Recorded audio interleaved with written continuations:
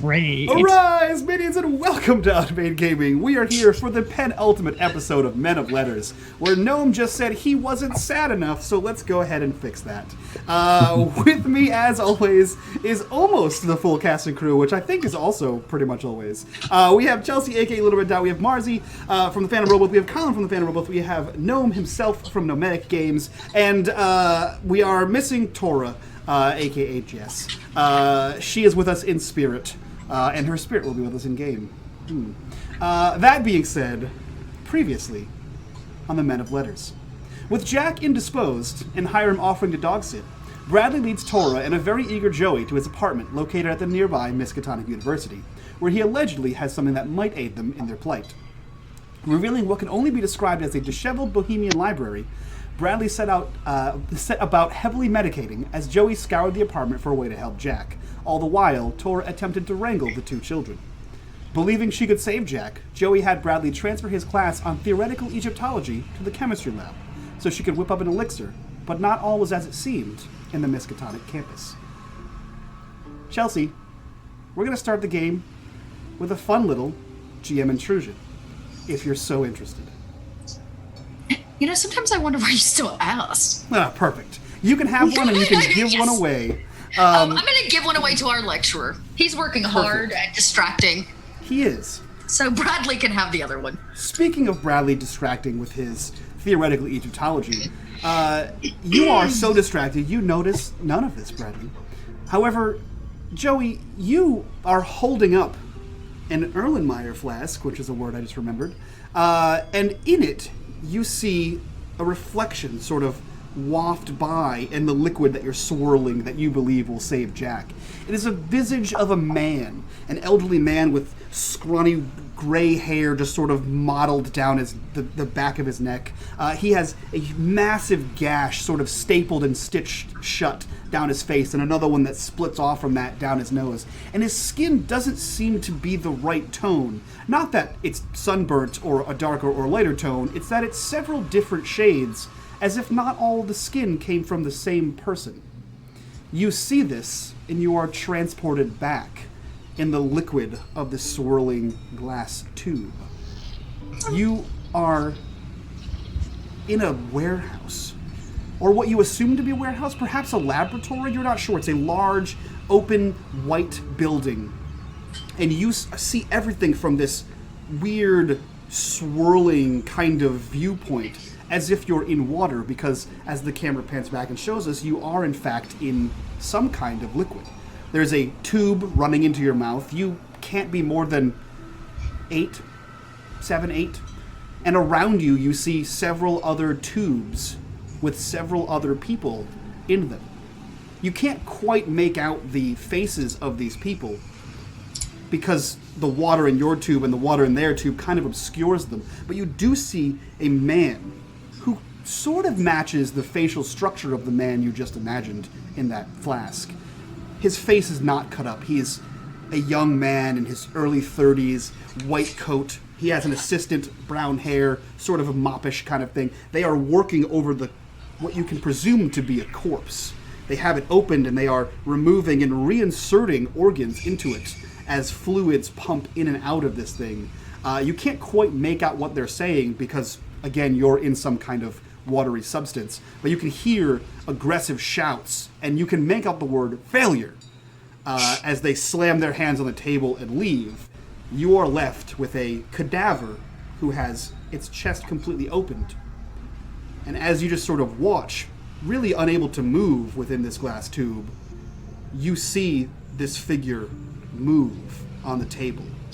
Its arm jerks, and its other arm jerks, and they both pull against the straps that are holding it down, and you hear a wail coming from this creature as it echoes in that tube.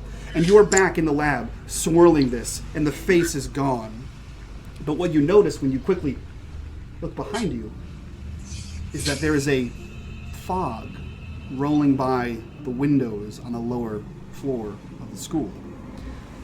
And this shock deals you 2 points of intellect damage. Great, I also throw up. Cool. Bradley, in the middle of your theoretical Egyptology class, you hear splatter. I'm sorry. And in much the same way that the concept of Ramses is perhaps more important than any single Pharaoh Ramsey, and as I'm talking, like, Bradley just kind of leans to try and see if Joey's all right. You're doing great. I'm sorry. That's expensive. And turns back to the class. Now, who can tell me how many pyramids there aren't outside of Cairo? No one raises their hand, Roger. But as you look out at the sea of blank stares, you too notice as Joey tries to do her best to clean up the vomit and save her experiment, that a fog has rolled in across the bottom windows. As you are in that, like, basement-y kind of level, where, like, the windows are at ground level, it is covering about halfway up the mirrors. Or the windows, rather.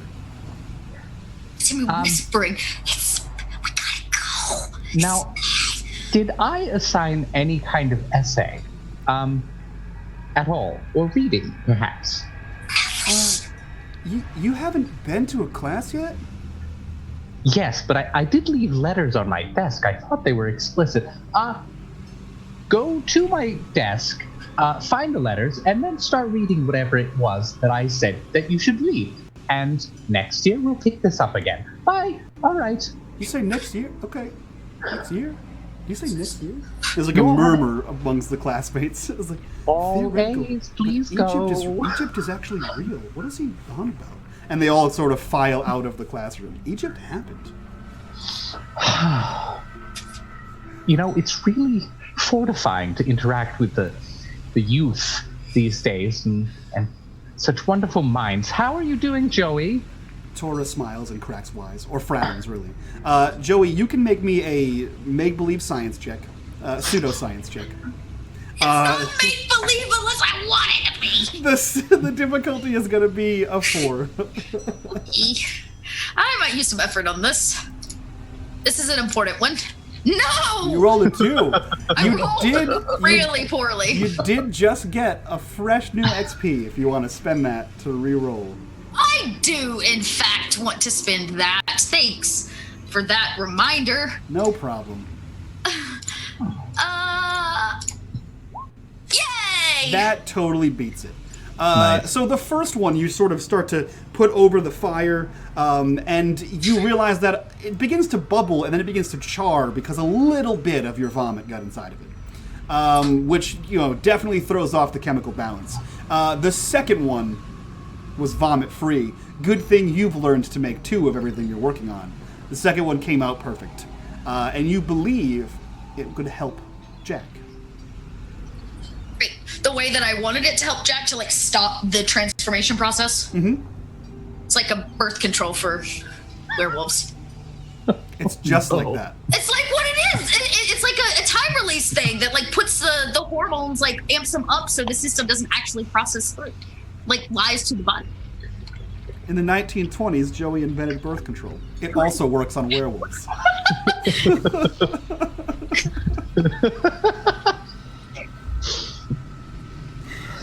I could say so many things This is why I don't write notes. I'm just a 12-year-old. It was an accident. You were intending to help a werewolf. You also just happened to make birth control. Bradley, can we go? It's scary. It's not supposed to. Are you done talking about? Yes, technically not really. It's sort of my career, but in this moment. Can you talk and walk? Well, now I have to think about it. Yes. Let's go. We're going back. Okay. I did the thing. Are there, like, syringes or something, or do I need to, like, take it in a beaker with me, like, in completion? You have a contraption that you can use. Mm-hmm. You have your syringe gun. Oh, that's right. Mm-hmm. Bradley might have something. Well, Bradley, let's leave that one in the apartment. Yes, at your incredulous look, Marzi, Joey has a syringe gun that she made herself and totally works. I am having flashbacks to the rescuers down under. Yeah, that's Actually, I have it written as a chemical injector. Yep. Not a But gun. it's like a shotgun with just syringes that. yeah. My spine. It's like every I'm wearing dapper nurse costumes. yes, perfect. Hello, nurse. So you guys are leaving the Miskatonic University? Where are you headed? We're heading back, right? Okay. Anywhere. We have to go anywhere but here. So as you begin to leave, the hallways of the chemistry lab are vacant. Which, as Bradley, you're not entirely sure what day it is, or really even what month it is. You're not sure if that's strange or not, although you did have a class, so you would assume that it's a school day. And as you get to the double doors leading out, these oaken double doors that lead out, you sort of force one of them open, and a swirl of mist sort of just starts to creep into the hallway. And as the door opens fully, you both hear a loud, feminine scream. And we transition back to the Foxglove. Hiram, what are you doing in the Foxglove? You've recently tied up Jack. It's been a few hours. Belladonna is flitting about either in the basement or in her room. You can assume, based on your previous profession, that she's performing some kind of occult acts to assist him, which you're not very surprised by. But what are you doing while all this is happening? Probably maybe sharpening my axe, making sure it's nice and clean and ready to go. Nothing's gonna jam on me as I, in case we need it. And it clearly seems like we're gonna need it. Okay. You hear a voice coming from outside of the Foxglove. It's muffled, which it's behind a closed door, so you're not too surprised. But you hear, Agent Hayes! Agent Hayes! Kind of, I look around. There's nobody obviously in here. Nope, there's no one in the Foxglove. Nah, I'll, kind of like set my axe in my little holster and, go make my way outside. Agent Hayes, we know you're in there! So as you crack the door to the Foxglove, there is a fancy car. Not much unlike Jack's fancy car, just not his. And there's a man, you would assume some kind of chauffeur, butler, you're not sure. He has a cabbie hat on, but he's more finely dressed. And he's holding open the rear passenger door. And in that passenger door, the man stands there. And the man has a very, militaristic stance to him. Like, he's very, straight-laced, straight back, shoulders cocked. And something about his face, it's perfect. Like, coiffed blonde hair, perfect blue eyes, just trained on you, chiseled jaw, as if he was just made out of marble. And you hear, still muffled, Agent Hayes, we need you to come with us. You need me with what? We need you to come with us. It's in your best interest. You need me to, I can't understand you. Then I would suggest you come closer. How about you come here? You also notice that there is a fine mist rolling across the cobblestone streets of Arkham, Massachusetts. No, I have to insist. I think it's best if you come here. We need you to come with us. It's of the utmost importance. And, what is this, in regards to? It's in regards to your wife. There's like this, just like all the color, not that there was much left in Hiram, just kind of like fades.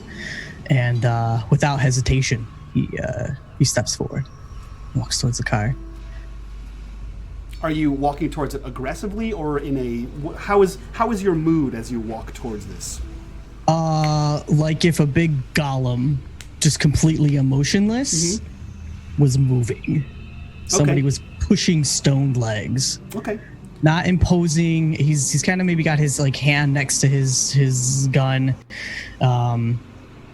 the cigar kind of dangling from his lips. But no, he's gonna go closer. So as you walk closer, you see this figure again with the perfectly chiseled face sort of lean back and tap the top of the car. And you hear the driver's side rear door open up, and you see the noticeable size, like the car, it squeaks as a man climbs out of it. And this man is easily your size, if not larger. He's like 6'6", 300 pounds of muscle. He has scars on his face. Like you can see there's like some like transorbital fracturing previous. You can see his nose has been broken multiple times. He has the look of someone who's been in a fight or two. If you had to guess your professional opinion, he would either be an enforcer or a boxer. And you hear this chiseled man look to you and say, "My man will stay here. You should get in." I'm not gonna go anywhere. What do you want to tell me? Roll me a perception. Difficulty is going to be 2. Actually, how close are you? Probably like 4 feet away from the car, maybe. Difficulty not 2. that far. And that's intellect, right? Yeah. Or is there perception? Yeah. Okay. It's intellectless. You're trained in perception. Oh, I am. Oh, what? Look at that. No, cancel this. Stop it. Okay. There we go. Difficulty 2. You notice that this man's face isn't moving. When he speaks, his mouth doesn't move or open at all. And in fact, now that you're closer to him, there's no inflection in there's no minute movement. His eyes don't move. His face isn't doing anything. I'm gonna let my fingers kind of squeeze together, and you could just hear all the knuckles cracking. And now I'm gonna look a little more imposing. I don't have time to be fucked with right now. There's a lot of shit that needs to get done. You're either gonna tell me what the fuck you're here for, what do you know about my wife, or I'm gonna ask you to politely leave. And if you do not take my politeness sincerely, I'm gonna make you leave. Bish. You see no expression across the face of this man. And again, you hear that muffled voice. "We know everything there is to know about you, Mr. Hiram. I suggest you get in. The doctor's waiting for you."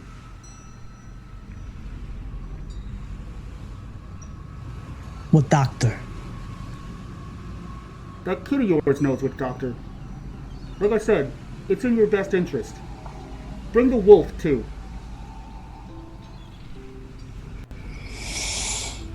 I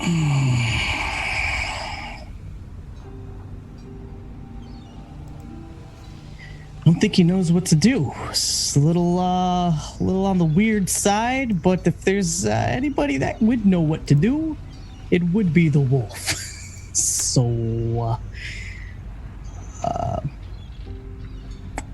you hang tight. Wait a moment. Have a drink. And I'm not going to turn my back, but I am going to start walking back into the Okay. into the foxtrot. I'm going to give you the foxglove. The foxtrot was the gentleman's club. Watch out. That's a different... That's not where Jack is? It's a different stream entirely. He started there. I am going to GM intrude upon you as well, if you'd so have it.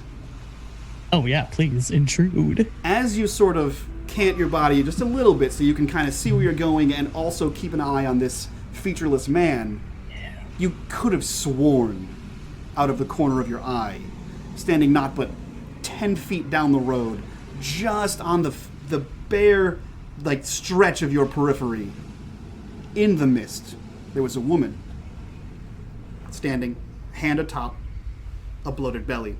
But when you kind of glance back a second time, it's gone. Perhaps a trick of the light, a trick of the mist. You're not entirely sure. But you also take 2 intellect damage. No, that's not good. That's real bad. As you proceed back into the Foxglove. Super low. What are you doing when you get back in the Foxglove? So you said just to be clear, you've rested fully, so your pools are at full. Oh. Just minus the 2 from right now. Dope. I don't even remember what my pool was. It was 10, so now 8. Okay. Cool beans. Jack's in there, right? Kind of. Yeah, Jack is chained up in the basement. Sitting. Yeah, he's chained up in the basement. So you know there's a secret hatch to the basement, and you can go down there. Mm-hmm. Okay. Yeah. No, I'm gonna go down there real quick, and hey boy. The first thing you notice as you descend the stairs is there is the finest little bit, maybe in half an inch to an inch, of fog that is seeping up through maybe the ground, maybe the tunnel that leads deeper into the underground tunnels beneath Arkham. You're not entirely sure. But there's a thin veneer of fog, similar to outside, but barely. And it doesn't go anywhere past the stairs, as if something stops it from going there.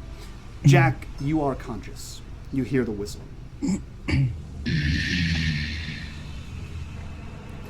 Jack, you're having some issues right now. Some issues that involve difficulty with your control. You can control yourself at will, but now you have a tendency to transform during the day. And if you so choose, you may transform only a part of you. When you transform a part of you, when you transform it back, you have all the same repercussions as if you had fully transformed, except you have some semblance of control if you can pass an intellect check. Nice. So you are awake now. While you were unconscious, you were informed that while you were sleeping, you were having some terrifying dreams, and you were uncontrollably transforming in parts. Now that you're awake, Belladonna has taken some steps to make sure that you don't just randomly explode into parts of a wolf. Though your clothing is still tattered and torn from the previous night and from this morning's events. But you are conscious and you are far more in control than the last night.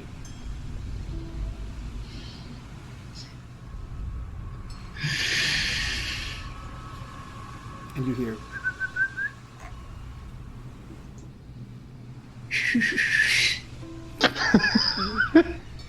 Can Jack not whistle? His mouth is like broken apart and reformed several times over the evening. Makes it a little difficult. Oh, right. Oops, Yeah. sorry. Fantastic. Yeah, I'm gonna head down. I'm gonna take some of the chains, and I'm just gonna take you with me. Let's go. We got some work to do. There's something fucking weird outside. I'm about to bash some skulls. So You want to take these chains off me first? no, not yet. Let's go. I'm gonna take you, like yank you, like a dog, up the stairs. Jack, are you more or less willingly being yanked up the stairs? He's going. It's not super graceful though. Perfect. So you stumble, get yoinked up the stairs until you are in the Foxglove proper. The door has been left open. You see more... So, Jack, you were down there for a while, so you saw the mist kind of creep in. You see a full-on fog.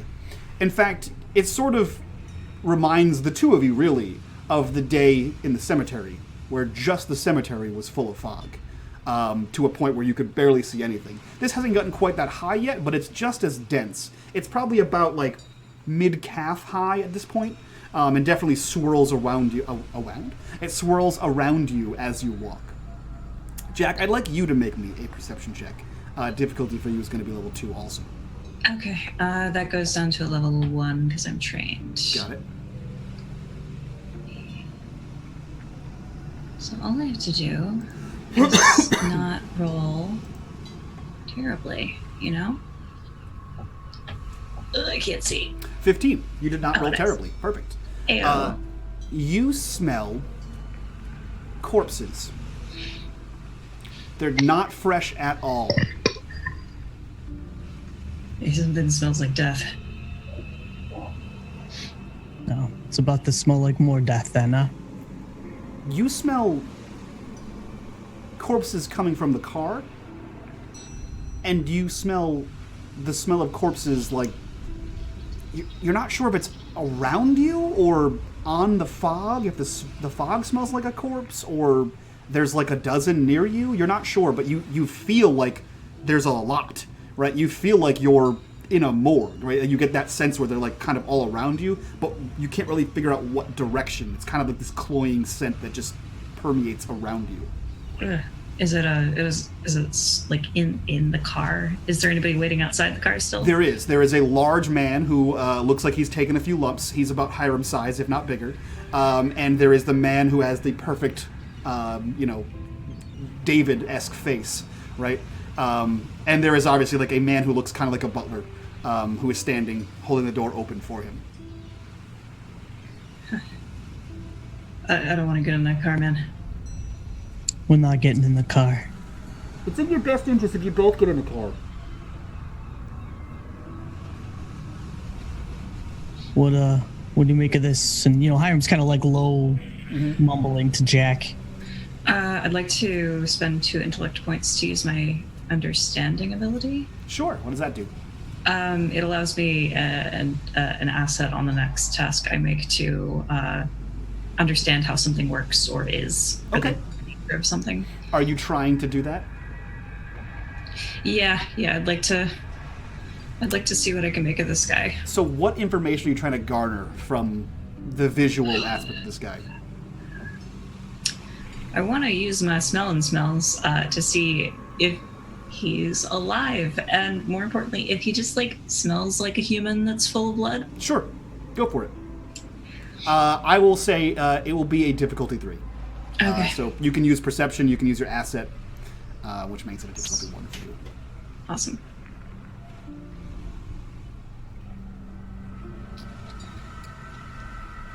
Nice. So 7 definitely beats it. No. He is not. Not a human full of blood. He is not. At least not pumping full of blood. That's for sure. There might be some coagulated blood pockets in there, but as far as you can tell, this person, if that's what you want to call it, is not in fact alive, though they are animated and seemingly talking. Hey man, it's kind of like Pinocchio over there. Great. I'm going to, with one hand, carefully unlock Jack's chains, the wrist bindings, and I'm going to start walking though over to the pretty boy. Okay. Not So- Jack, the other pretty boy. Right. So you hear a clasp, and then a drop of chains, and you take a few steps down the stairs of the Foxglove. And we cut back over to Bradley and Joey, who are in the courtyard of the Miskatonic University, where you just heard a very feminine scream coming from across the quad. What are you two doing?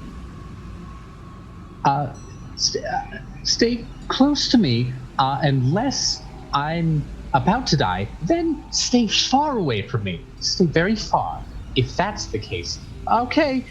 And Bradley's gonna flap towards the scream. You're Are you- left towards the Are screen. you running? Is that your run? I'm an academic. I imagine it's very much like one of these. With the It's a Jack Sparrow run, yeah. Yeah. Joey looks at you like you're supposed to be the adult. And then I run past you. No. Joey. eats a mushroom. It's so ready. You are both running in the direction of the scream. Yes. Okay. As you run closer, this mist, which again, this fog is now like mid-calf to knee, if you're Joey, high, and is swirling around you as you're kind of running through it. You see like odd ambient shapes, which you assume to be people, just sort of also making their way through the mist as they're like a little bit further away from you guys, as you're sort of just running towards whatever this scream was coming from, which sounds a lot like it's coming from Lockley Hall, which is where the dormitory is, Bradley. Why does it seem... should we be worried about this fog? I'm worried about everything all the time, Joey. I don't know. Is that because of them shrooms? No, the shrooms help with that. You'll understand when you're older. Is that what makes you so sweaty? No, I'm sort of like that. Hold on. Who are you and where are you? Bradley, roll me an intellect check, level 3, unless you have some kind of history or local history. I have history. I don't have local history. I'll count history. I'll count a history in there. Okay. So difficulty 3, you can use history if you'd like. Okay, I'm going to use history, and I'm going to use some intellect, so that brings it down to difficulty 1. Boop. Whoa. Ooh, a minor effect. Okay, we'll discuss that in a second. So you recall, as you're running for this, as if memories just sort of randomly access your brain, not the other way around. They just sort of come to you and go, just as fleeting. You know that you're running towards Lockley Hall, which is where the dormitory is, but the dormitory is attached directly to what used to be the residence hall. Not the hall of people that are residents, but the residency of doctors. This used to be the area where the old medical school used to be, before it burnt down about 6 years ago. Right? 6 years ago? Yeah. Joey, did we hear something about a doctor? I stopped running. Comically skid to a halt. And burning? I'm getting 2 ideas at the same time, but they might have been the same idea originally. Do you know what I'm talking about? No. It was Dr. North or West, possibly. What are you asking exactly? I don't know. The pattern is very confusing sometimes, which is good. If it were predictable, I wouldn't bother with it. Oh, yes, that way. And head towards the where the 2 buildings meet, the residency hall and the dormitories. Should we be worried about all this fog? Probably. Which is probably like waist high on Joey. Yeah. Yeah. It seems to be. It seems to be raising like a flood. Also, Joey, you absolutely remember the name Dr. West. Oh, he didn't give me that name. He did. He said North or West. Oh, okay. Oh. It's. Am I getting shorter? Just is the fog rising? One of the 2. One of them seems more likely, but honestly, I haven't seen fog act like this in a while. I miss Hiram and Jack. Come on. Run. I don't want to talk about Dr. West. Why not? I feel like that's important. Because I think he might have been there, or is there, or might soon be there. Bradley. You trip Bradley. Perfect. Bradley, you stumble over, and when you stumble over and fall, make me a perception, difficulty 4. Okay. Ooh, I have training. Perfect. Okay. All right, so it's going to be difficulty 3, and I'm going to spend more effort. More effort, please. Also, you have a minor effect. If you'd like to gain an asset on this right now, you could as well.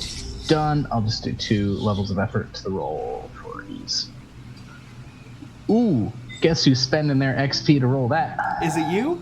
It's me. Well. Just got it, too. It was all shiny and new. Yep.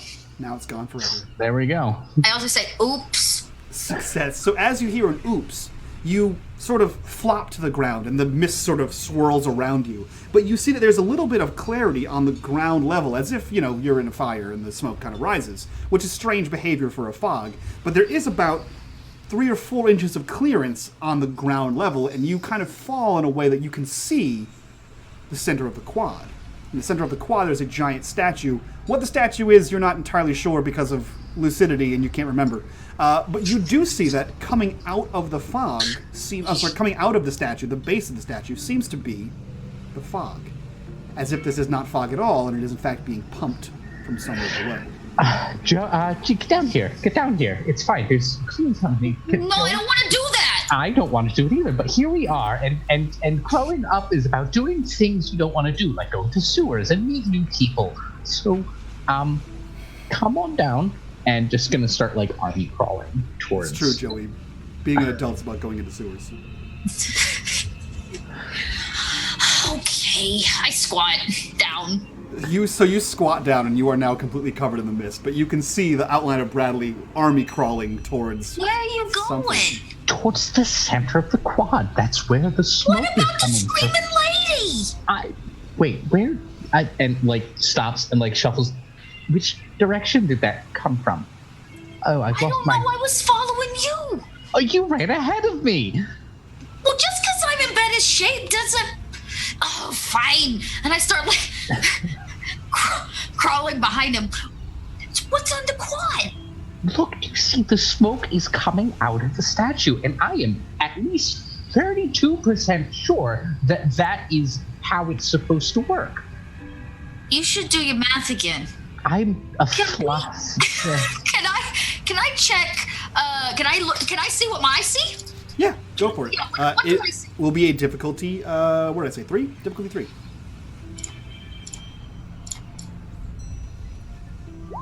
Oh, Nope. I don't see nothing. It's just a statue. We should be saving the lady. Well, if you can find her, I'd love to try. Why can't see nothing in this silly fog? Why are we on the ground? We weren't following something to see. We were following a noise. So just listen. Oh, I should stop talking. And going to listen for any further screams or noises. Unfortunately, there are no more screams. Just the one. Well, it was that direction, right? We knew it was coming from the dorms. You did. You knew it was coming directly from the dorms. Is that past the quad? It's so you came out of the science hall. So the way you're going the way you're going right now is towards the center of the quad. North is where the dormitory is. All right, Bradley will alter his course and start crawling north. Oh, come on, Joey. I can at least keep up with you if we're crawling. Does that mean I can stand? I know, because I go faster than you. Are you crawling away from the?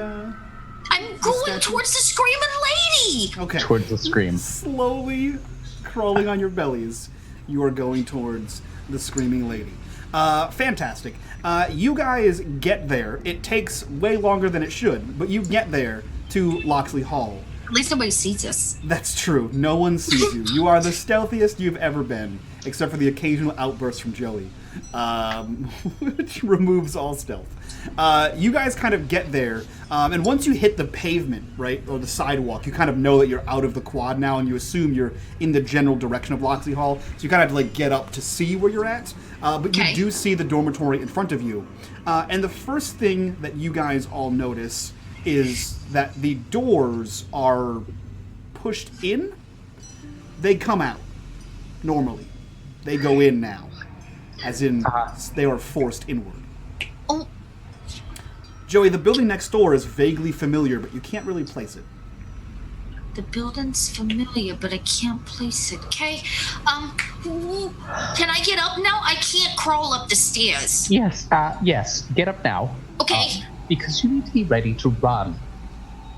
You understand? You have Jack's medicine, and also you're a child. So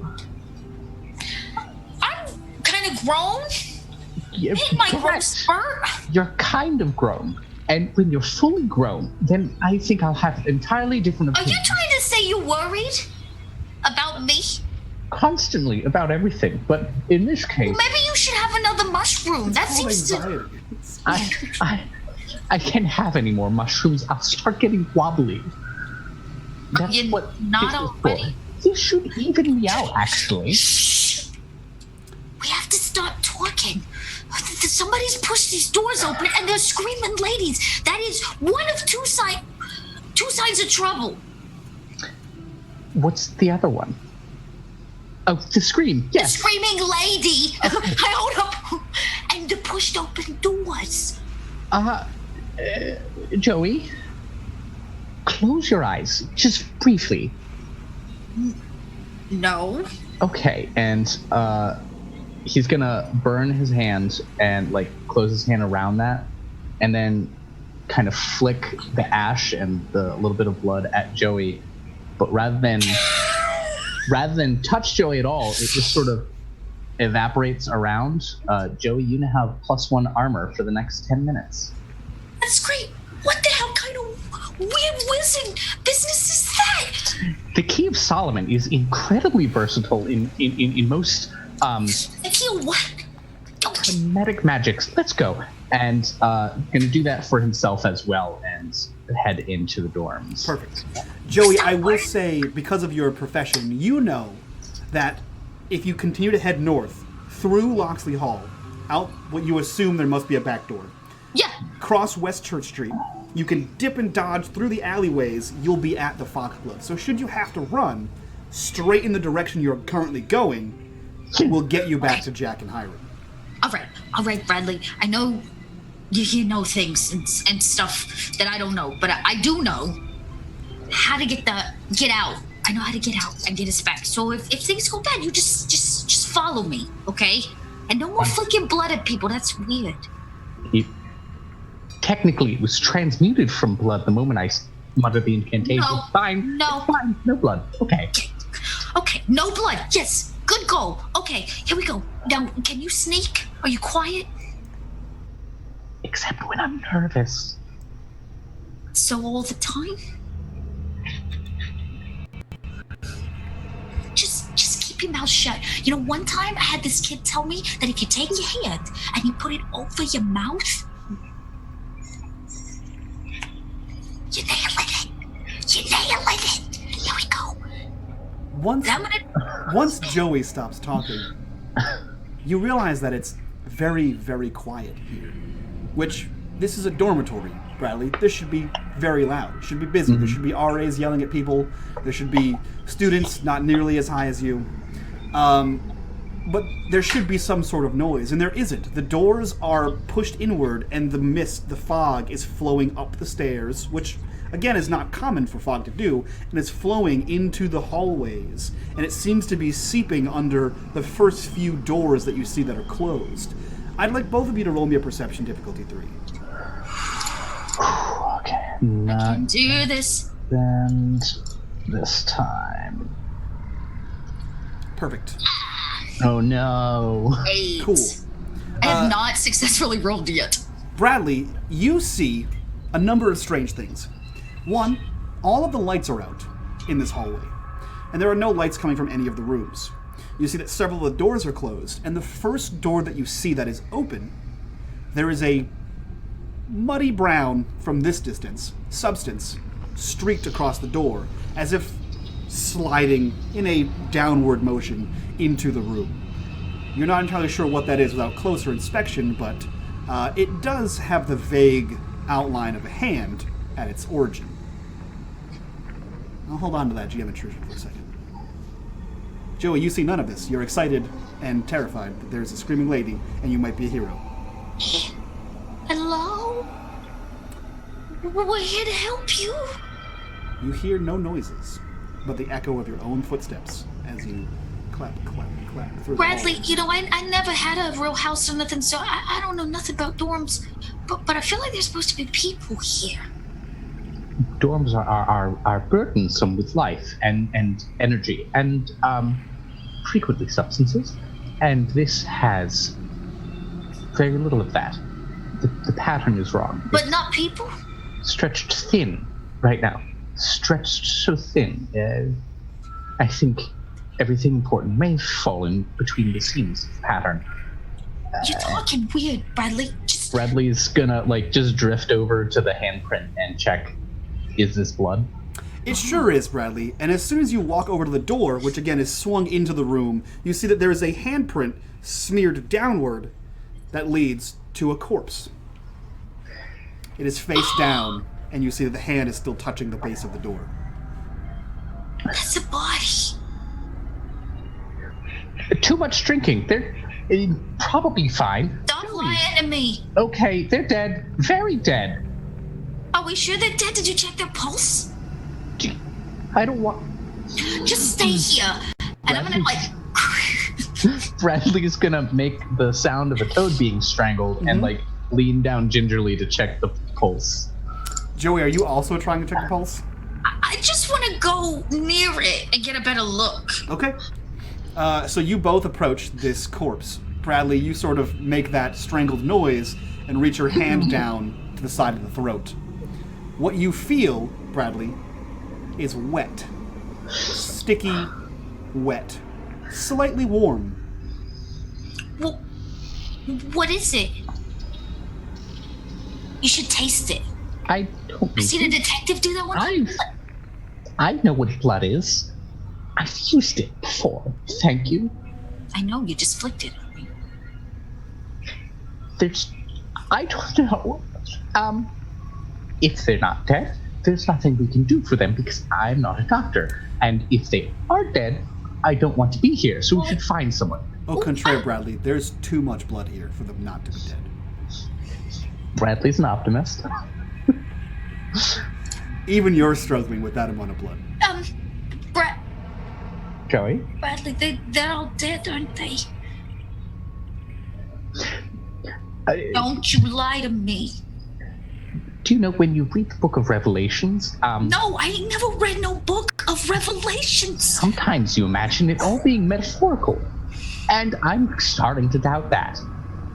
And as you begin to doubt the Book of Revelations, I will go ahead and use that free GM intrusion as you hear... Bradley, is that your stomach and then mushrooms? I don't eat much. Coming from further down the hallway, and you hear bang, scrape, bang, scrape, bang, scrape. And as you kind of peer out of the hallway, swirling in the mist, is what you would assume to have once been a student who is leaning on the wall, and every step they take, they sort of slump and slam into the wall, leaving a new, fresh blood print. As they make their way towards you, jaw kind of slack, eyes vacant. Wait, have they seen us? They don't seem to be coming towards you just yet, but they're coming in your direction. Bradley! Mm-hmm. Grab Bradley, and I pull him into the room. With the And corpse. I throw his body against the wall as quietly as possible. I'm like, you say nothing. You say So you grab Bradley, a swirl of mist sort of goes around. You toss him into the room, and the mist sort of settles as you hear that like wet slap of the bloody hand against the wall, as it seems to be making its way outside of the dormitory. Do we hear it exit? You hear it eventually exit, stumble down the stairs, pick itself up, and then gets further away. Bradley, we gotta do something. We can't let it just one day and kill more people. Look at this. This is a lot of blood. Please don't throw up. I'm gonna throw up. If you throw up, please don't throw up. No, Bradley. Okay. I swallowed it. And with that, we're going to enter horror mode. So now any more ones will increase the horror mode dice. Wait, Bradley?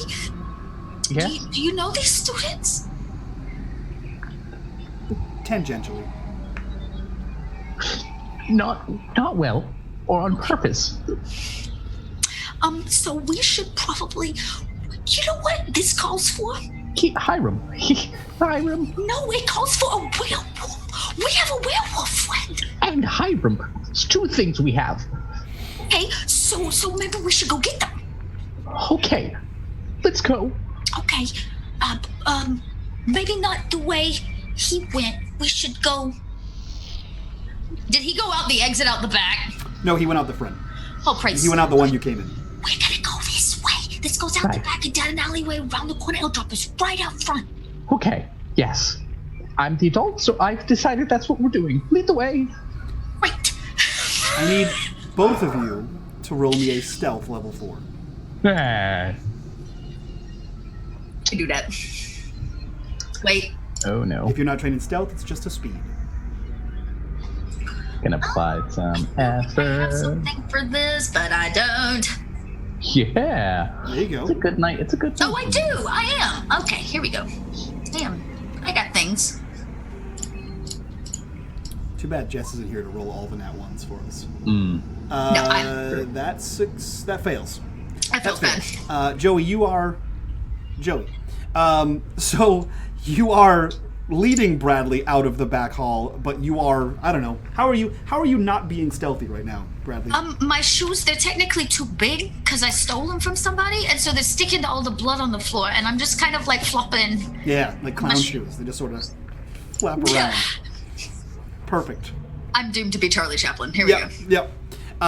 So, as you guys quietly make your way out of the back of the school, you hear a cacophony of those noises just start to perk up. And they seem to be coming from around you. You can hear them coming out of the back windows of the school, so what you would assume would be the dorm rooms. And as you exit the school, we cut over to Hiram and Jack. You guys stand on the stoop to the Foxglove, still in horror mode. What are you two doing? Hiram, you were advancing towards the beautifully faced man? Yeah, as I'm moving, I want to enact one of my ciphers. So I'd like to do the armor reinforcer. Okay. So I think I gotta roll a d6. Give me a d6. Let's see. Oh, whoa, buddy. +2 to armor. Okay. +5 against damage from cold. All right. Well, chili. Sometimes it gets chilly. So that cipher is now spent. You have +2 to armor. And how long does that last? For 10 hours? I think, no, that's a full day. So 24 hours. Cool beans. Yeah. So what does it look like as you activate the cipher? What does the cipher look like, and how do you activate it? So I'm gonna keep on like walking, and as I'm walking, you could just kind of see like, again, my hands kind of falling into fists, my veins kind of bulging a bit, and there's just this kind of almost like smoke that kind of starts encompassing from Hiram's own shadow. Like it just kind of wraps around him a bit and then just dissipates. Nothing too fancy, but he's fucking ready to tango. Okay. And now you're walking towards Pretty Boy. the pretty boy. Okay. I want to be right up in Pretty Boy's face. Okay. So Because go ahead. Because can I talk to him? Yeah. I know I use an action, but I want to talk. Yeah. Okay. So I'm gonna take my cigar out of my mouth, and yeah, we're gonna go for a ride in your bucket. Where we going? He takes a step back and still has his hand on top of the car where it was when he kind of banged for the boxer. And he steps back so you can fit in the door. And he says, "We're headed to the university." Ah, perfect. We got friends over there. Good to see you. Oh, Okay.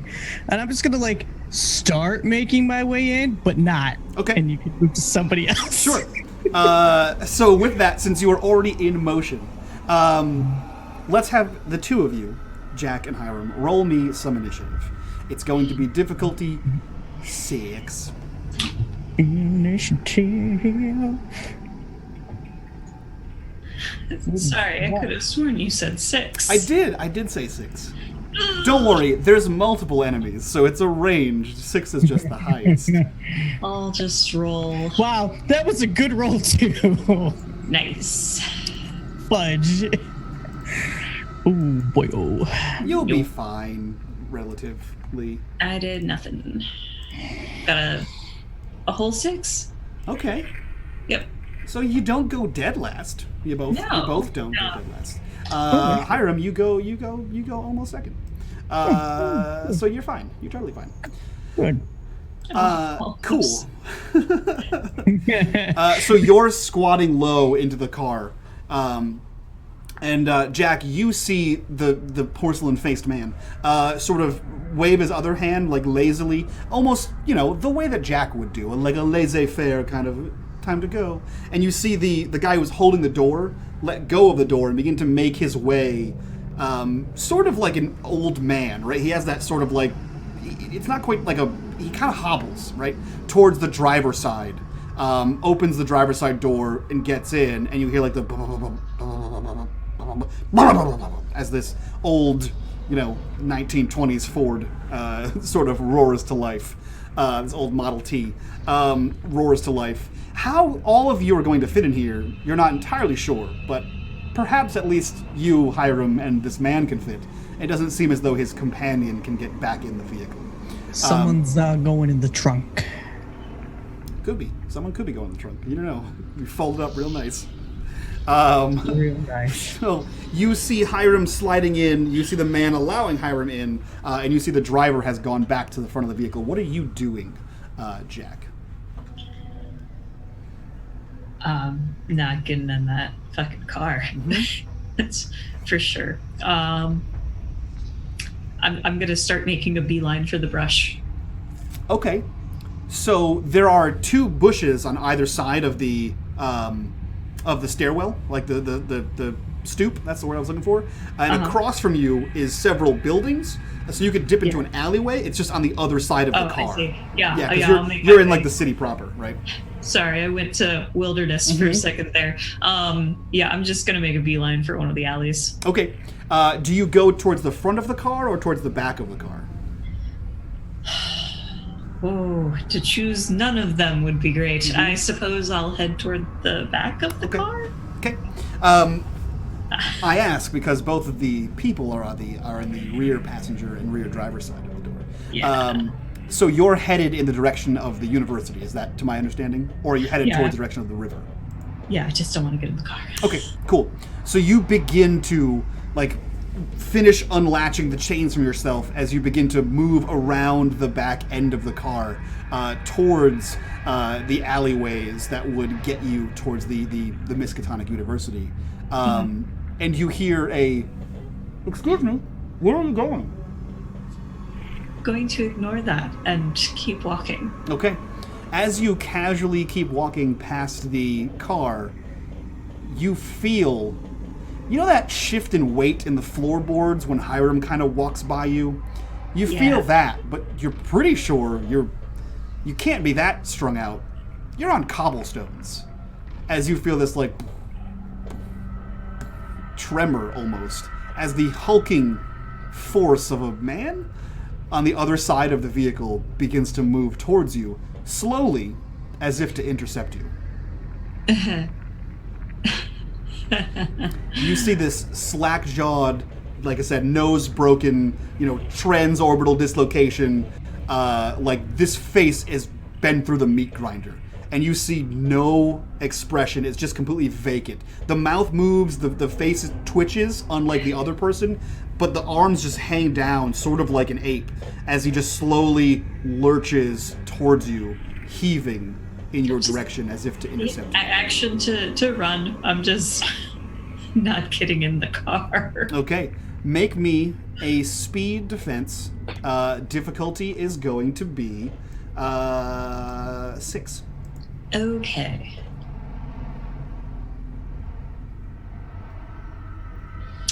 I think I will spend some effort on this one.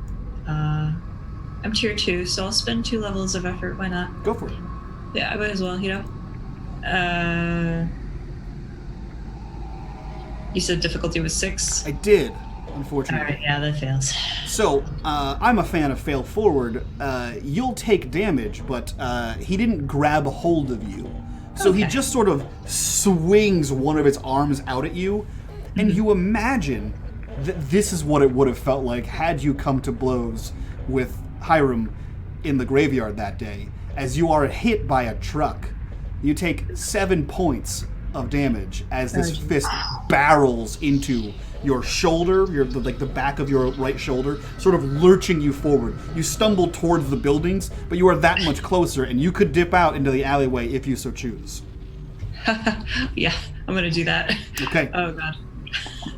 Hiram, through the glass on the other side of the door, you see Jack leaving you, and then is struck very hard, stumbles forward, kind of glances back, and continues into the alleyway. You are alone with a brick house and the Statue of David. What are you doing? I'm take my cigar out of my mouth, and without even saying a word, I want to slam my axe right into David's neck. Okay, go for it. It'll be a difficulty 6. Oh God, why are they all 6s? They're angels. They're definitely not that. Perfect little marble angels. If they're angels, they're like the Old Testament ones, which are just made of legs. Yes. Yeah. Just wings and energy. Like, oh, So what does effort do again? So you reduce your pool by 2 or 3, depending on how much you're spending, and it would lower the difficulty from a 6 to a 5 or 5 to a 4, depending on how much you're spending. So if you're spending 2 effort, it's a total reduction of 5 minus your edge, and that would reduce it from a 6 to a 4. Yep. Let's do that. So I spend all of my effort. Mm-hmm. So it's a 4 difficulty now. Yep. Okay. And then you reduce. What's your might edge? My might edge 2. Okay, so you would reduce your pool by 3. So you basically sacrifice 3 might to throw in some extra effort in hitting this guy in the face. Okay. I don't know if I did that right. Let me know if I did it right in the thing. I will go. Not using assets. No. I don't know. Yes, so It's numbers. your might was 17, so now it is 14. And then you roll. Okay. And so it was a difficulty 6 down to a 4, which would be a 12. You rolled a 14. Yep, that hits. Okay.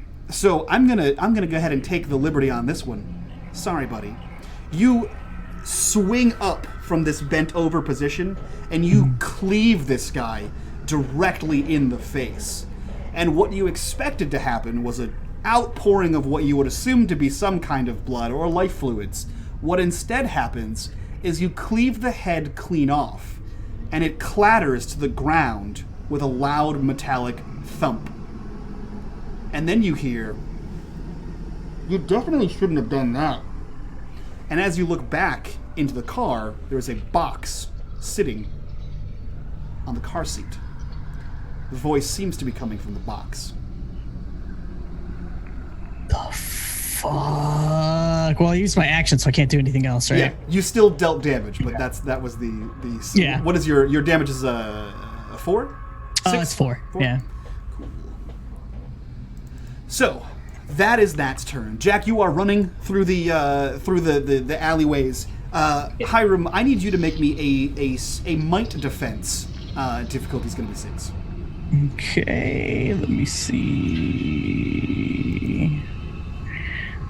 Do I have a defense thing? No, I have. That's funny. I don't have that one. So just might. Mm-hmm. Difficulty 6. Nope. You are handled, which is not Handled? a thing. Yeah, not a thing you're used to being. But this prim and proper, well-suited man grabs you and is putting you in the car.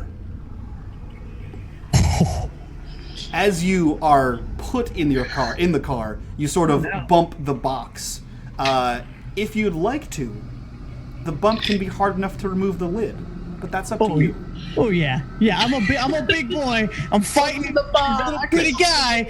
I'm gonna bump the fucking box, and if it's a motherfucking head, I'm gonna be mad. So as you bump the box, the lid sort of topples off as the box adjusts, and in the box there is in fact a head. And it seems like it would match the neck of the body you just severed. And in it, it sort of rolls and looks to you and says, "It's about time you got in the vehicle." That head moves and has full features. Joey and Bradley, you are running through the fog-covered streets of Arkham, Massachusetts, in the direction of the Foxglove. What do you think that thing was? Why was it so big and weird? How did it kill him? Why did it kill him? There are a lot of different things it could have been. It could have been a dragir. It could have been a ghoul, some kind of a gull. The different kingdoms have written about the death that stay dead. I didn't see evidence that they were eating anything, so conventionally, it might be a A zombie. A zombie? Like a dead walk? No. How are you still skeptical? They seem to not just be in the dormitory.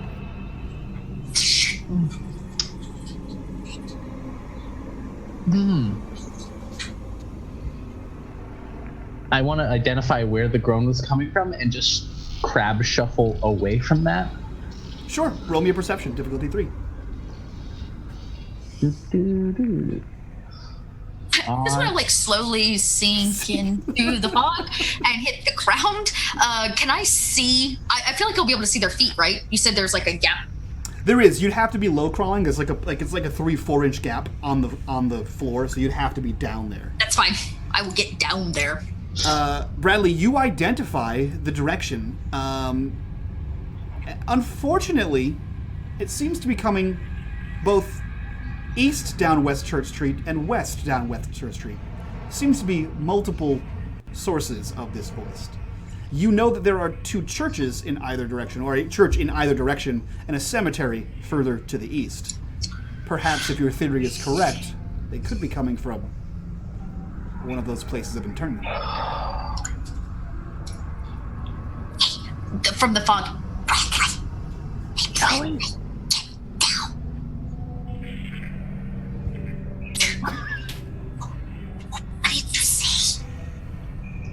Nothing that you don't see yourself, but I heard they're coming from.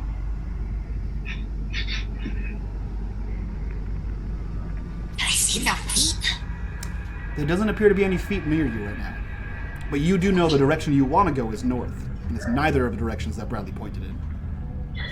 We need to go neither of the directions you just pointed in, because I don't know about you, but I like my blood in my body. That's where it's supposed to be. Okay, Joey, give me one moment because I haven't been in the pattern, and I think. So I got a minor effect. You did. Can I take a going forward, like Bradley is going to get in touch with the pattern to see if he can like sense these things as they're running through the streets? Sure, to better avoid them? Yeah. Okay. Yeah, you will have, I will give you a group asset on stealth, if you would like. So if that's the decision you guys want, I would like a stealth to proceed further north. Yeah. So Bradley like puts a finger to Joey's lips and then digs into his pocket and pulls out what looks to be an old shrimp, and then carefully peels it and flicks the shrimp to one side and the shell to another, and then nods sagely. Now he knows. Now he understands. I don't understand. No one does. How long has that shrimp been in there? Don't answer that. He's been in the same I jacket don't for at least 3 don't days. remember. Put your finger on my lips. Don't answer that. I don't know the last time Bradley had shrimp. He hasn't changed that outfit at least 3 days, so it's at least 3-day-old shrimp. Just gonna stay quiet with an 18 on that stealth. What was do. the difficulty? It was 6? It was definitely not 6. It was a difficulty 4. Okay. All right. So and you both have an asset for it, but and I'm going to spend more effort. I am just all about spending effort all the time. I like God. something with a 1. Not quite a 1, so no intrusion, but... so yeah, you believe you are quite stealthy. In all of Bradley's military-style, low-crawling training that he's had, he is as stealthy as a raccoon. You smell like shrimp. And he smells like old shrimp. As you begin to move towards the barn's alleyway, which you know on the other side of this block will be, hopefully, Jack and Hiram, which can save you from the undead rising. Jack, I'd like you to make me a perception. Not a real high difficulty. Just go with 0 for now. All right. Just go with 0. 10. 10's good enough. It smells like old shrimp. And the smell of old shrimp it's very heavily directly in front of you, and it smells like it's moving a little bit closer. That's good. There's moving shrimp. Joey, did you see where the vein was in the shrimp I peeled? No, I couldn't say nothing for the width of 3-day-old. I didn't check for the vein. Jack, you hear all of that. Are we there yet? I can't see nothing. I don't know. Now I can't stop thinking about shrimp. I can hear you from 2 blocks away. Yes! I stand up. Joey is standing on my back right now. Stands up 1 foot up. You normal and your parts are back. I like run over and like throw my arms around God. Jack. There's scary things at the university, and Bradley's been eating mushrooms and 3-day-old shrimp. I haven't been eating them. The mushrooms are eating. He de-veined it or something, and he flicked blood at me, and then we found all these kids in the dorms, and there's blood everywhere. Oh, and I made a thing, and I pull out the like syringy gun, and this is gonna keep you from. I guess. Just hold on. You can keep talking. We just got to get to a car real quick. And I'm gonna try to find my car. Oh, your car. Yeah. Unfortunately for you, the car that you drove here is back in the direction you came from. That's okay. Is there just any car around? Roll me a D100 Okay. for luck. I do so like I will luck. say there's a 50-50 shot. So if you want to call high or low. I'll call high. Alrighty. High it is. There is a car nearby. It is an old alright. jalopy, and it's going to be loud. But there is That's a okay. car. I'm gonna get into the car and turn the ignition sequence on. Mm-hmm. Do you guys want to get in or what? Yes. Yeah. Okay, great. Flop. So there is You can keep telling me stuff, but you should probably hold on to something. This fog is issuing from at least one statue, the history of which I'm unaware of, but I'm sure is very important. And And I start exploring it as soon as the engine is warmed up, and I'd like to drive this car into the car that the other people are in. perfect. Oh. Perfect. I like this plan. I like this plan a lot. So, man, what would driving be? You know what? You can go ahead and make drive me. cars, you know? Yeah, you drive cars. That's fine. You drive cars. You speed as fast as this thing can go, like a whole 25 miles an hour, out of the alleyway, around the street, whipping this thing as best as an older Model T Ford can go, in the one color it came in, and you're going to drive it into this much nicer variant. I need all 4 of you to make me a might defense difficulty 4. If you are seat belted in, you have an asset. Hiram, seatbelts you invented? don't. I don't think they are. They're not. They're no not. such thing. Yeah, I'm pretty sure they're not. If you can tell me how you're bracing yourself, you can have an asset. Okay. Unfortunately, Hiram, you're still not. You're being My manhandled. body is so huge; it just protects. I'm pushed right up against everything. Okay. They fill the car. So I can't be Johnson. I can't be. I am one with the car. Like I am gonna. Okay. I pull out a knife. When I see what's popping, I pull out a knife and I stick it into the back of the seat and hang on, so that I have something to like. Okay, yeah, have an asset. If there's one thing that I want when we're in a car crash, it's blades. Yeah. Wielded by a child. Yeah. Child and their blade will Yeah. soon be parted. Yeah, God. it's driving safety 101. Please do not roll a 1. What do you do? Do not. How about a little effort, shall we? Can I? Yeah, I'm gonna spend some effort on this one. I do. Okay. Oh, and you said I have one asset? You have one asset. What was the difficulty? Difficulty is my- 4. God! Yeah. You have so many mushrooms in your system. You're loosey-goosey. I'm going to spend an XP. Okay. I am too. Did I wait? Because I definitely failed that, didn't I? You did. Yeah. As soon as Bradley realizes what's happening, he's scrabbling in his pocket, pulls out another shrimp, shucks it real quick, Ew. throws it, and then like contorts himself weirdly, so that with the impact, he's just thrown gently over into the front seat and is now sitting. Perfect. Great. No! Oh. So poorly! It's a knife. To be clear, the impact is like sending you forward, and you just stab the knife Backwards. Yeah, you're like, hold on, I got force is just gonna send you in the knife into a projectile. Colin, what would you like your major effect to be? I catch Joey. Great. Okay. like flops forward and then just turns and like grabs and pulls into the seat next to me. Perfect. I imagine Joey's in the front seat because it's Joey. So when you tumble forward, you land on top of a ejecting Joey. So you pin her down in the front seat as you kind of flip over. Joey, you are still going to take concussive damage. You are going to take 4 points, but your armor will stop one of those points. I have 1 Yeah. armor. Yep. Okay. So 1 armor reduces your damage by 1. So you will take 3 points of might damage instead of 4. Fudge and A. Okay. So you lurch forward. Bradley lands on top of you. The 3 of you slam into the back of this nicer car, sending it forward a good 6 feet.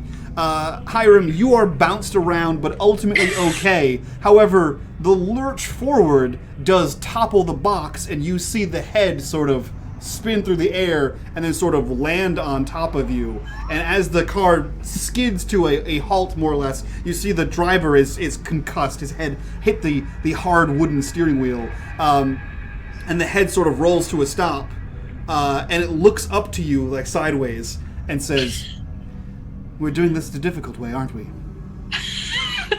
As your feet dangle out of the car. What are you doing, Hiram? His best. It's very best. Not stuff. All right. Just I'm gonna take my axe gun and I'm gonna put it in the thing's mouth and I'm gonna pull the trigger. Okay. Go for it. There's a fucking talking head. This is not a good thing. It needs to not be a thing anymore. Perfect. Go for it. Guns, knives, car accidents. Yep. It's great. Welcome to Eldritch Horror. Welcome to Scooby-Doo meets Cthulhu. The difficulty for just the head is 5. Inside the mouth? I'll give you an asset. I'll give you an asset. Okay. You can spend effort if you like. I spent my effort. You can spend it every single turn until you're all out of points. Oh, nah, it's cool. We'll take my luck. Officially out. It's sad. That is a success. So, you put as much of the barrel in? I guess yeah, I mean, like, there's probably some of the axe, yeah, like, cutting jammed in there through the mouth. Mm-hmm. Yeah. And then, so, in the car behind, you see this car lurch forward. You see legs kick out of the rear passenger side door, and then you hear from inside. What that noise was, you're not sure. It could have been an engine noise or it could have been a gun noise. But you know that Hiram's half in, half out of that vehicle. Hiram, you deal a solid 4 points of damage to that thing's face. Literally, its face. Jesus Christ. Fuck that. Fuck that. The large man that sort of punched you, Jack, you see again sort of lumber towards the car and reaches the front bumper of the vehicle, and you hear that that metal straining noise as he is lifting the car up as if to topple you all out of it. But he has firmly grabbed the bumper and is lifting it off the ground. All right, I think this is the last stop.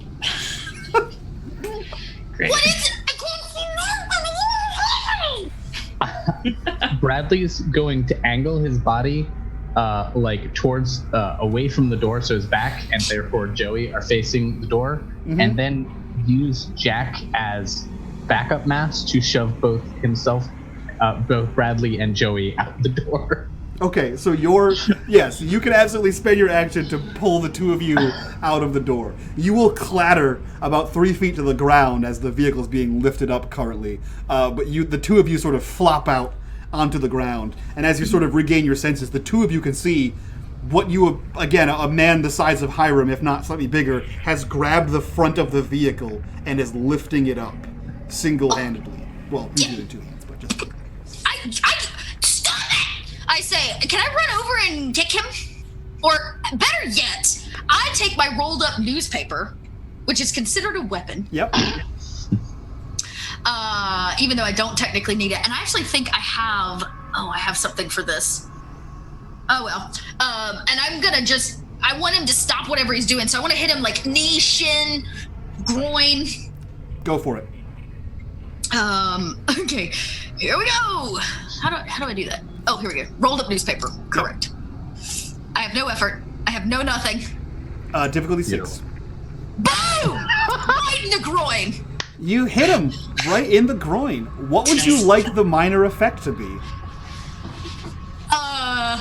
Drop the car can be one of them. Yes, I want him to drop the car and to his knees possibly. Or on his toe. Can I drop on his toe?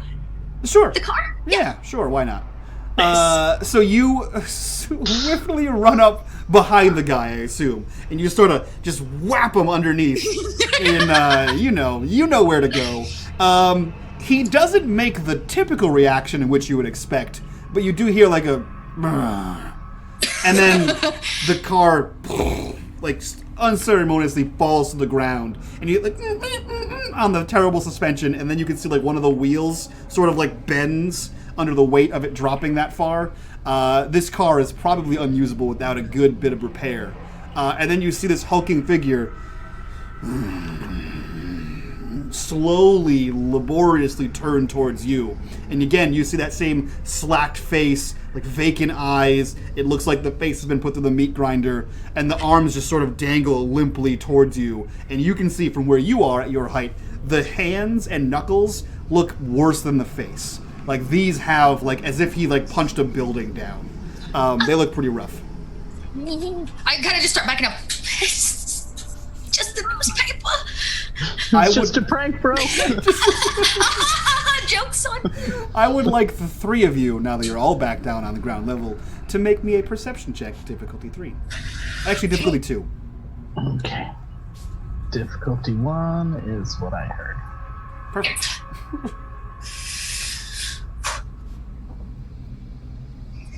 Success. Bradley's on fire tonight. I am. Soon to be It's literal. all those mushrooms. It's ebbs and flows. Jack is disheveled. I am a little bit concussed, maybe. Yeah. You did just crash a whole car after being partially and fully a werewolf. Yeah, that's true. Joey, did you roll for perception? You did. You both succeeded. Okay, so you sort of start to back up and like, oh no, it's just a prank. And you're kind of like looking around you, and Bradley's obviously being Bradley and a little bit of in shock, and you're both looking around. And it's at this point that the two of you see the second gentleman, who stands in a nice dapper suit, much like what Jack used to wear, except this man has no head. I think I'm gonna hurl again. Don't. You stop it. As the bile sort of travels up the esophagus, you see that there is in fact a head on the ground, though it is a little bit dented, and the body seems to move independently of it, as the body begins to move towards the vehicle that you just crashed into. You don't scare me. You don't hear any response as it just got shot in the mouth, but you do see it reach down and firmly start to grab at the legs that are in the it's in the previous car, in the car in front of you. Hiram, Okay. I need you to make me a might difficulty. I think for this time it'll be a difficulty 5. Might.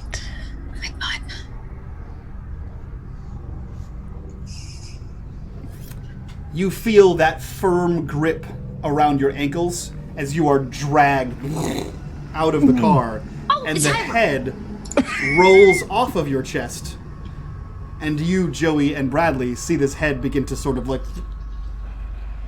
Really? Grab it. Can I grab it? Yes.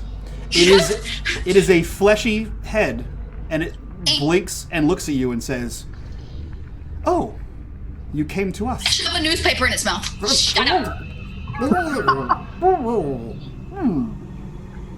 I hold it under my arm. What now? The head looks sarcastic. He's holding the head? Jack, what are you doing? Good. You see Joey has a head that is animated. And the large hulking boxer seems to have dropped the car on his foot. Yeah, that's great. I'm gonna try to floor it again. Okay. Because sure. It's advantageous if the car moves at all. It's largely unusable, but it is largely unusable. Make me. I'm trying to figure out what difficulty this would be, or what even skill this would be. You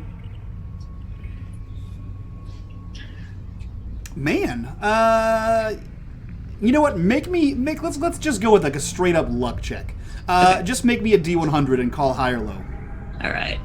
I like low this time. Yes.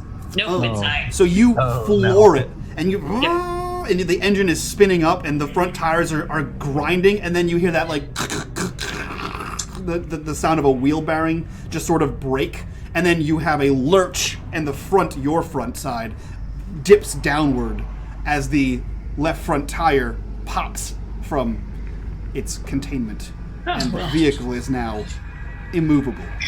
That was my action. I, as just a casual I don't know. I take out a cigarette and I light it. It's kind of broken. Like, all right. Oh, I have a logistical question. Is there water? What's around us? You're in front of the Foxglove. I'm in front of it? Yeah. There's not water nearby. This is like an internal street, right? We're not on the river or anything? No, yeah. So if you look at the map, you are right here. Oh, hang on. You are at the DI in Merchant District. Okay. So there would be I'm water near a block over. Okay. I'm gonna remove. I grab it by the hair. It has hair, right? Yeah. Oh yeah. Okay. Full head I of blonde have hair. it. I remove the newspaper. Mm-hmm. And I say, there are much better ways to do this. do what? We just wanted you to come with us. The doctor's looking for all of you. The doctor can suck on a lemon! And I throw the newspaper back in its mouth, and I look at the body without a head, and I say, if you want your head, you're gonna have to catch me. And I tear butt running for a block out for the river. Okay.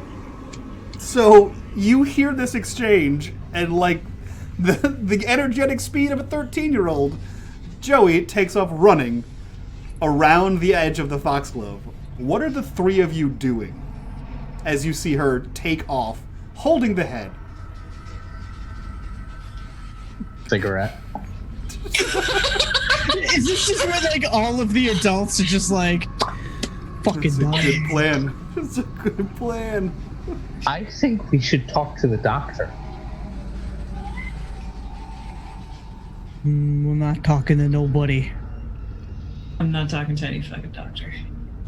They're playing fucking brain games. I didn't say we had to talk to him on his terms. Joey! And like... It's like bobbing in the wind behind me. I'm like running head. Yeah, I've got it nothing but by the hair. Bradley, are you taking off after her, or...? Yes. Okay. You're gonna have to catch me first. Hiram, what are you doing? If the big guy starts heading after them, I'm gonna grapple him down. The big, your size guy. Yeah. Okay. He slowly does. He's not like Jason in a horror movie, right? He's slowly walking after her. There's no way he's going to catch up with her, but he is moving towards her. Okay. I'm not gonna... No. If I could see that he's like just not actually running. Yeah, And no, then who he doesn't seem like he runs, right? And that's his one speed, whether that's by design or some kind of disability that he has. That's the only speed you've ever seen him move. Okay. The other guy, however, seems to be making his way. He is walking away from you. The headless thing is moving completely independent of the body. I mean, of the head, as if the head didn't matter at all. But it seems to ignore you. He is walking around the back side of the vehicle, from where he dragged you out of the car, and he's making his way to what you imagine is the front side, or maybe the driver's side. But he seems to no longer be paying attention to you. Interesting. Let me, well, he's not chasing after Joey. I don't really fucking care. Okay. I don't really fucking care. The door to the Fox Club I'm gonna is start still heading after Joey then. Okay, you begin to haul ass after Joey. Jack, you are having a delicious cigarette inside the front cab of this Model T as you see the headless man, who you now see, open the door and pull out the unconscious form of the driver, and you see him lay him on top of the hood of the car you crashed into. What do you want to do? I'm just gonna watch this train wreck for a second. Fantastic. I'm gonna get out of the car too, because it's not moving, and I'll just I'll just it is watch. tilted and jacked I'm a little, Yeah. right now, so. So you see that the larger man is slowly walking towards where everyone seems to have run off to. Bradley and Hiram have chased after Joey.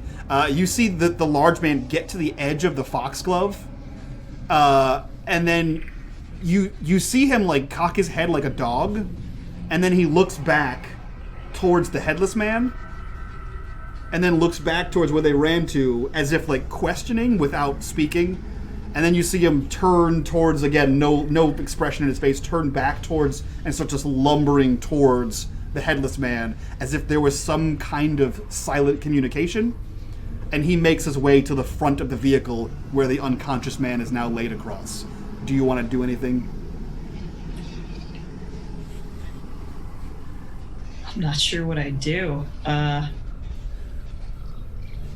Just gonna keep watching. Okay. I assume Bradley, Joey, and Hiram continue running towards the. I'm running the river. all the way, to the river. Yep. Nothing is stopping you, so you are free to run there and toss that head in.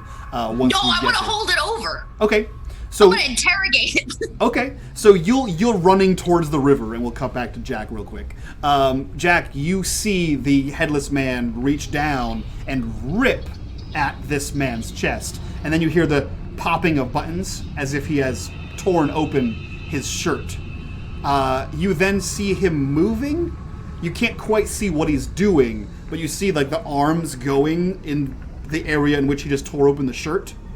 And then the body turns as if there were a head looking at the large boxer. And then it turns back down, and you see a hand get spread like this, palm wide, onto the chest of this thing. And I'd like you to roll me a perception difficulty 2. Okay. Fine. It is scent-based, if that matters. Oh, yep. I succeed. You smell fresh blood. Ugh. Coming from that body, you would assume. Uh-huh. The elderly man. And as you sort of register this smell of fresh blood, which is, like a shark in the water, it sort of takes over the smell of the fetid smell of death that was all around you, as the fresher, more pungent scent. You hear this death rattle gasp coming from the front of that vehicle, and then you see a bright, blindingly bright red light just explode from the front of that vehicle. Not an actual explosion, just a massive flashbang of light, of red light. And you feel searing pain. Like, you feel as if all of the, like, basically when you transform, how your skin tears, your bones break, it feels like all of the hair on your wolf body has been burnt off. This is agonizing pain. And then the light recedes and is gone, and you're completely fine. You just experienced an intense amount of pain. And as you sort of, like, come to, those two are gone. And you can see the legs dangle limply on the front of the car of that thing. Joey, Bradley, and Hiram, I'd like for you guys to make me a perception check. Difficulty? Difficulty is going to be, for you guys, is going to be 4. So 3. Success. Failure. And failure. Cool. So, Joey, I have a minor effect for you, if you'd like. Okay. You get to the river before this thing happens. Okay. So, Okay. so you get to the river and you're holding the head over it.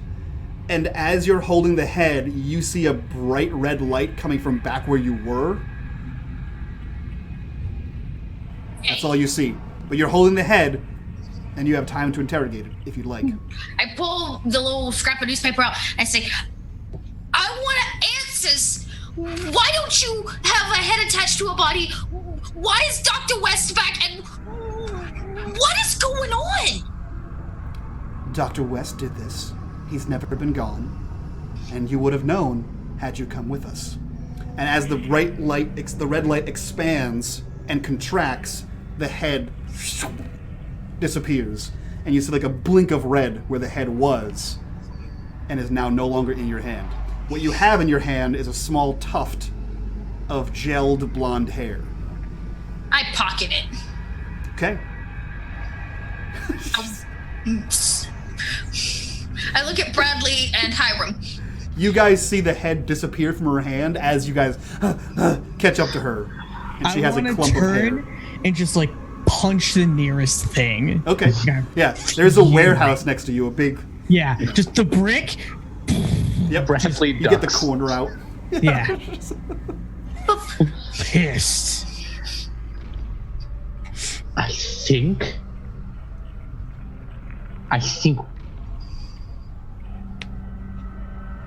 What did you put in your pocket?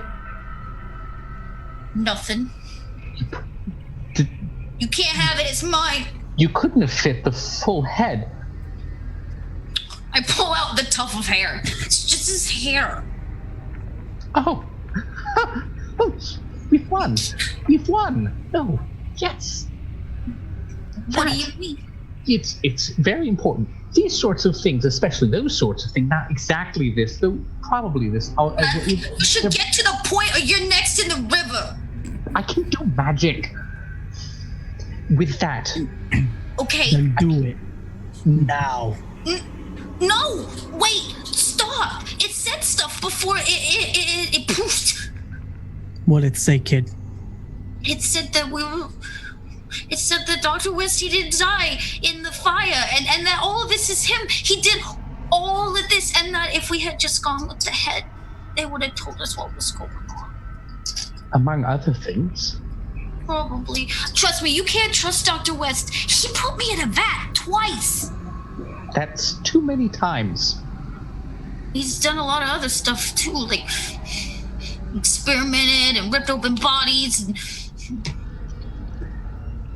Do you know, the leeches have always been here. leeches. Me? No, not me. Us. Well, not us, but my family. Yeah, leech. Your family's? Bradley Leach, my last name. Oh. I wonder if that's on purpose. What if this is why we've been here? Okay, I can do magic. It's going to hurt me, not you. Wait. We should go check on Jack. We should get back to Jack. Yes. And then you can wizard this piece of hair. So you do admit I'm a wizard. I admit that you think you're a wizard. So while they're doing that, can I put 2 fingers in my mouth and just whistle really, really loud? Yep. I can't do it, so I'm just gonna pretend that Hiram can do it. I won't do it for stream's sake and eardrums. But yes, Jack, you hear a high-pitched whistle coming from the direction that everyone ran in. An eye roll.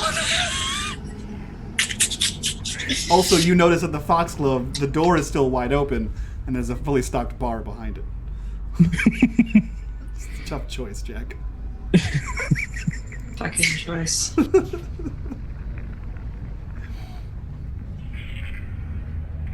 Do you go inside? Do you go? Is that body still in the car? The old man's body is still on the car. Can I go up to it? You absolutely can. The old man, the body looks completely fine, except for the fact that the shirt and jacket and waistcoat have been torn open, and there's no instrument in which to have carved this, but there is a carving in his chest. Right. I'd like for you to roll me an intelligence. I will say difficulty 3, because you were a wolf when this was happening, so it's hard for you to recall. Mm. This would be like a history if you have anything to go with that. No. So there's a strange symbol on the chest of this creature. The strange symbol looks like this. Whoa. There's no words on it. It's just the symbol on the interior. So you have that Solomon's star kind of thing, and you have that weird isometrical whatever the hell inside the circle.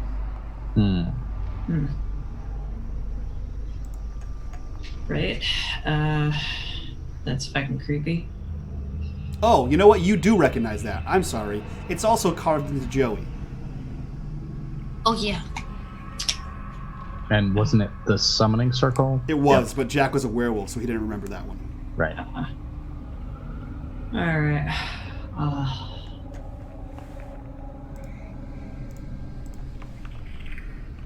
Not a dog. I don't come when I'm called. Fucking. Haven't trained you well enough yet. Yeah, I'm just gonna stick around here for a second. Okay. A few minutes pass, Hiram, and you know that he's not coming. We should go back to Jack. You can't just... You know, Jack... He could find us. We gotta do this now. What now? Whatever you're about to do, magic guy. It will allow us to follow them unerringly. Without Jack? No, we should go get Jack and then do this. Okay. I start running towards Jack. Yep. Fucking kids. I'm so out of breath. I've been running all episode. So, the two of you take off after Joey. Joey, you barrel ass back towards the Foxglove. You see that no one's there. Neither is Jack. And you sort of wheel into the Foxglove, and you see Jack is casually sitting, sipping some whiskey at the bar. Hiram, you catch up second. You see Joey heading in, and you see Jack casually sitting at the bar. Bradley, a few minutes pass, and you come huffing and wheezing into the scene, and you see first the corpse on the car, and you notice the carving that matches the summoning circle, and that is where we end tonight's episode. So, that was the penultimate episode of Men of Letters. This one's called The Legion. With that, we're going to get the hell out of here. We're going to free up Dot to go play some more RPGs, so go follow her over there. Yeah, we'll get the heck out of here. We'll do our outros real quick. So, Chelsea, who are you? Where can we find you on the internet, and what are you up to? I am Little Red Dot. You can find me on the internet as such, where I'm a GM and I tell a lot of stories. And speaking of, I'm going to go tell another story right after this. So yeah, you can hop over to Margaret Curl's channel. I'm literally gonna make the quickest change of my life and go roll some dice to play a witch girl. What up? Dope. Let's jump over to Marcy. Who are you? Where can we find you? And what are you up to? Hi everybody, my name is Marcy Vell and I'm one half of the Phantom Roll Booth. You can find me on Twitter at MARSIEVELLAN, and I have my entire schedule up on my pinned message, just to make that short. Colin, the other half of the Phantom Roll Booth, who are you? Where can we find you? And what are you up to? Hi, I'm Colin Vulcanet. I'm the other half of the Phantom Roll Booth, and you can find me a variety of places, but just check at Colinet like I see. I usually update what I'm doing where I'm doing it there. Fantastic. And last but definitely not least, Gnome, who are you? Where can we find you? And what are you up to? Hey, my name is Gnome, and you can find me on Twitch, Twitter, and Instagram at NomeDic, and I do a whole bunch of things all over the internet, and like everybody else, just check out Twitter. The schedule's there. We love you. We're prepared. Go to your show. We love you. It's pinned. Guys, we're going to get the hell out of here. We're going to go raid this new channel that Chelsea's playing on for the rest of the night, so go over there and give them all of your high sticky raid love. And from all of us to you guys, bye-bye. Bye.